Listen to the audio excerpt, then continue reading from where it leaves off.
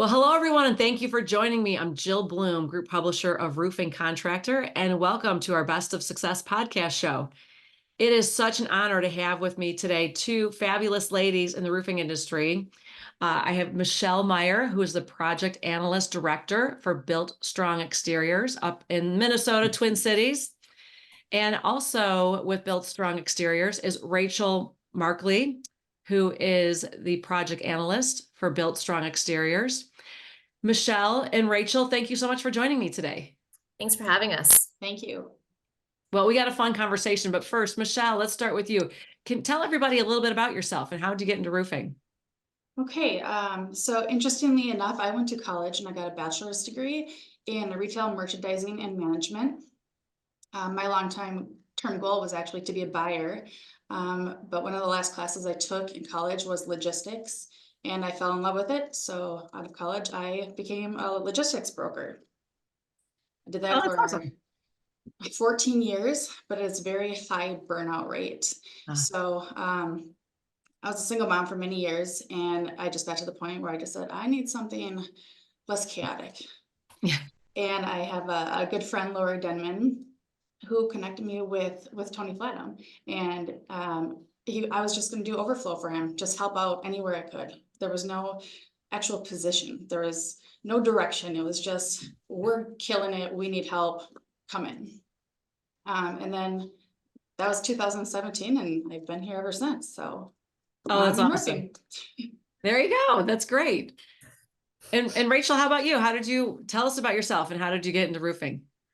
So I actually had a good friend of mine who told me all about this position. I came from working for an insurance company, not in claims, nothing to do with claims. But I was working for an insurance company and I knew of claims, but I knew literally nothing about construction. And he had spoken to me one day and he's like, the company that I work for is looking for this brand new position. Because at the time, I believe Michelle was the only one really doing the supplementing. And he's like, she needs help. And would you be interested? Initially, I was like, no, I'm just fine with my insurance job. And then I slept on it. And I thought this is actually a pretty cool opportunity. And I have no idea what it means for me. So I met with Michelle and literally clicked with Michelle immediately. And I think I probably tried to convince her I was going to work hard. I don't remember exactly. But I started 3 years ago with Built Strong and I really haven't looked back. I mean, it gave me so much freedom in my life and so much knowledge in an industry I had no idea about. Did not know that this position existed. So I'm forever indebted to my friend who got me in and to Michelle for keeping me. Yeah. Well, it doesn't sound you're ever going to leave now because there's some fun things we're going to be talking about. Well, before we even dive into exactly what you're doing, Rachel, which is really fun, Michelle, let me toss this one back to you. Can you explain what is supplementing? What is that about I mean, I've been doing this for 25 years. I guess I should probably have known what that is, but I want to start with really explaining first, what is that? Sure. So the way I look at it is, these big insurance companies, they're a business. And any business, their job is to try to cut costs any way that they can. Between that and then just having unknowledgeable adjusters out in the field, we'll get a statement of loss back and we'll find out that the insurance company had an adjuster out from Texas and he's looking at a roof in Minnesota, but he doesn't understand how much snow we get. So we need all these different code components. So it's our job to make sure that insurance is paying for the actual items that we need to actually do the work. Got it. Makes sense. Yes. And you explained that to me last time. So thank you for walking me through that again. Well, Michelle, I mean, Rachel, I want to kind of jump back to you though, because this is the fun part. You are killing it on supplements. And what are you doing? How are you doing it? What does everybody need to know? And I don't know if anybody could truly duplicate what you're doing, but I know that they can try. I think as far as what I'm doing, the main thing that I feel I do different than even some of the people in my company, in my department, is I'm a little bit OCD. So that's a little bit part of it. But I think that it's really what I attribute to my success is how I organize my day. Okay. I split my day up in sections, and I know that with this job, I have to use my brain a different way for different activities that I'm doing to do this job. And when I first started, it was complete trial and error. I mean, you learn from making mistakes. And I learned pretty early on that the way my brain worked was to split the mental actions that I would have to take for each activity into like a solid chunk of time. So I'm doing the same action over and over before I go do this action, switch to that one, switch back, do this. I really learned how to just harness my day better. And along with that, the usage of my calendar is I use it so much, and I make so many notes. And if I didn't do that, there's no way I could keep track of what I'm doing at all. I mean, because I have multiple files for multiple claims, not unlike an adjuster might have. But what did I do with that file that day? I want to look back on it in a year and a half in case there's a question. And I want to go back to that file, and I can go back to that day and say, this is what I did. And this is why I did it. So so it's all about organization for me. And, but like I said, I'm a little OCD. Michelle says I'm over the top, but it works for me. So, I mean, that's truly my secret. I don't think I'm a genius with supplementing or anything like that. It's just more or less like how much I can do in a day because of the way I organize it, if that makes sense. Well, let's start by just sharing some numbers and how much you've accomplished and how much you're adding on. So for me personally, and I'm just kind of grabbing these because Michelle actually got them for me. I wasn't sure. But for me personally, for last year, I sent a total of 562 supplements. Out of those, I closed 510. And that doesn't mean that the rest of them, weren't successful. It just means that they might still be open this year. It might have carried over the winter. Okay. My average that I would bring in per supplement is 6,400-ish. So, and that's me working with the adjuster. I'm not saying I need all of this stuff. I'm saying meet me in the middle here. This is some of the stuff we need. So working with the adjuster is the best way to go on that. As a team, our whole supplementing department, we brought in 10.3 million last year, which is huge. That is huge. Holy cow. So how many people are in your department doing supplements? Well, I think at that time, I think last year was it around 7, Michelle? We had 4 full-time supplementers or project analysts. And then we had a few that were only here for a half a year. Got it. So you personally, Rachel, you're bringing in well north of 3 million in supplements. Right. My goal was initially 3 million at the beginning of the year. And, I thought that was a hefty goal. And, when we got closer and closer, Michelle was encouraging me, she's like, what can we do? Like, let's hit this goal. So we hit that goal. And then I think it was like October. And she's like, I think you can do better. So then I'm like, well, what's our new goal? So the goal kept going up. And I was just shy of 3.3. I think I was about like 20,000 short of 3.3 million, which bummed me out. It bummed me out so bad because it was like, I'm working up to New Year's Eve thinking, do I get anything else to close just to push it past that? And I didn't. It's fine. I'm proud of myself regardless, but yeah. You should be. That's awesome. So congratulations. Yeah. So 3.3 million in supplements. And yes, it's all about let's go back to how you organize. So when you say that you've got, you might have something, a file, and then a year down the road, you want to be able to look back and see what did you do that day? How do you set that up? So on my calendar, I create for every single supplement I have, I create a note on my calendar. And so I never get rid of those ever.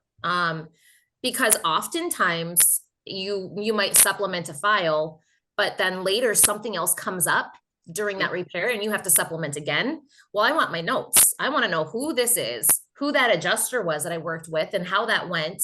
I want to see what I did. And oftentimes also it could be a team member in your company who says, hey, do you remember what you did here or what was said there.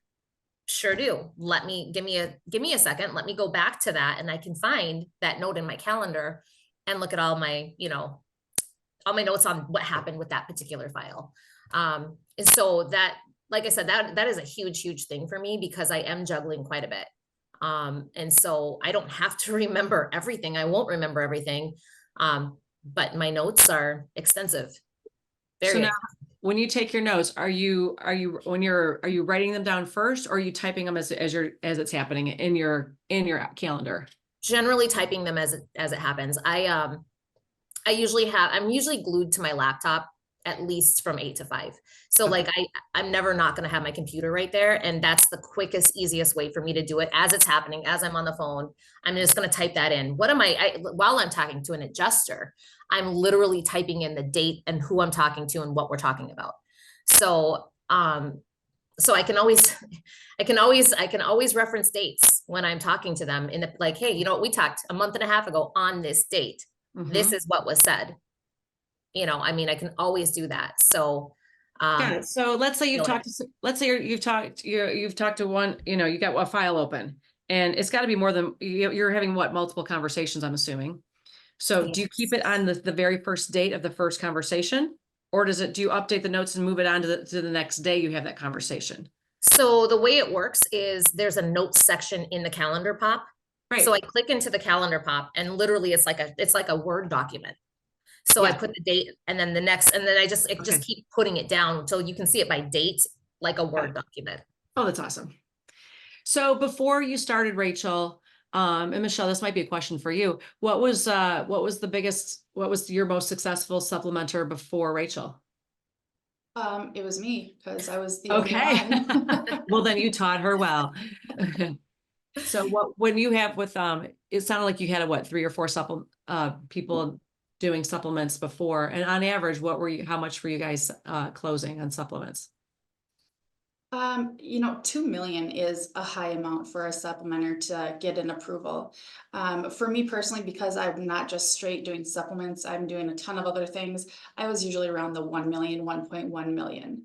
I would say the rest were about 1.5 million was usually their biggest years. Wow, that's amazing. Mhm. And so, Rachel, if you had another supplement person selling supplements sitting in front of you, what would be the top 3 things that you would recommend for them to do?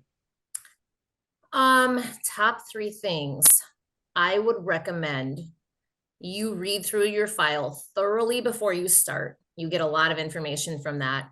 Know what you're kind of looking at before you start it. And then I would recommend start making notes on those key things that you're finding, which I do in my calendar. So I'm going to say it's going to be taking notes. It's going to be being thorough as you look at a file before starting it, and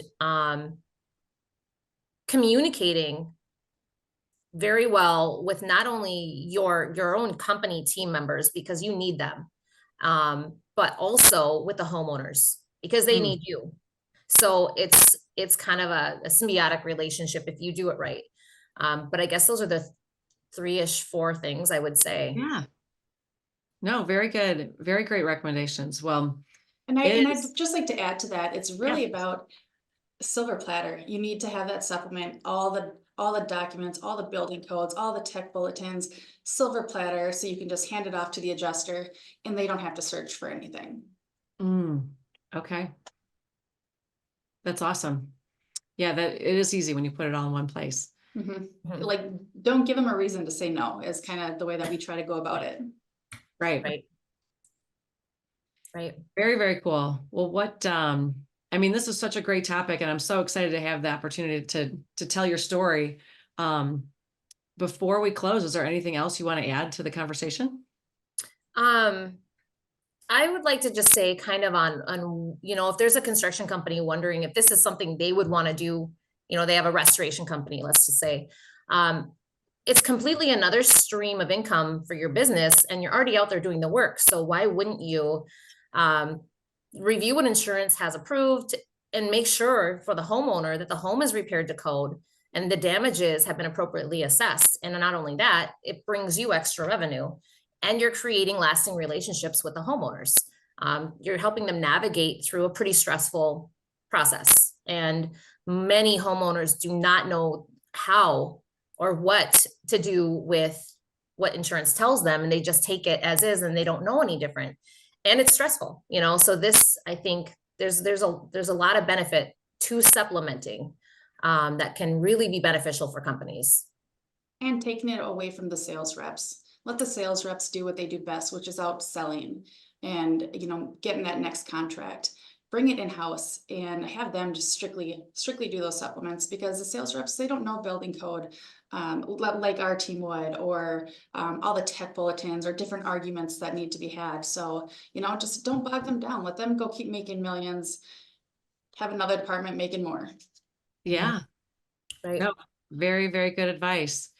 Well, if there was anybody out there that had questions for either one of you ladies, what's the best way to find you guys? Would it be LinkedIn? Would it be do you guys have contact information on your website? We do. Our website's builtstrongexteriors.com. And there's a little info email, just put me or Rachel's name in it, and it'll get directed to us. Sounds great. Well, you guys are amazing. I have to say, there's one thing that's really special about the roofing industry and how willing everybody is to share. Mhm. And it is really, it's something that is very special. I love that piece of this industry, because everybody is so willing to share, even with competitors. And because we're all out there trying to make everyone's lives better. And I basically, what I'm trying to say is thank you both so much for sharing, because these are the details. And when we get into the nuggets and all this stuff, these are the special nuggets that everybody can learn from. And it's awesome. So thanks again so much for joining me. Thanks for having us. Thank you, Jill. You're very welcome. So again, it's builtstrongexteriors.com. Yep. Okay. Sounds great. And if anybody has any questions for us, it's roofingcontractor.com. And while you're there, make sure you sign up for all our free content. Especially make sure you follow us on all our social media channels so you can stay up to date on all the great interviews we're doing, especially like we are today with Rachel and Michelle. But most importantly, stay safe and healthy, and we can't wait to talk to you soon. Thanks again, ladies. Thank you. Good day.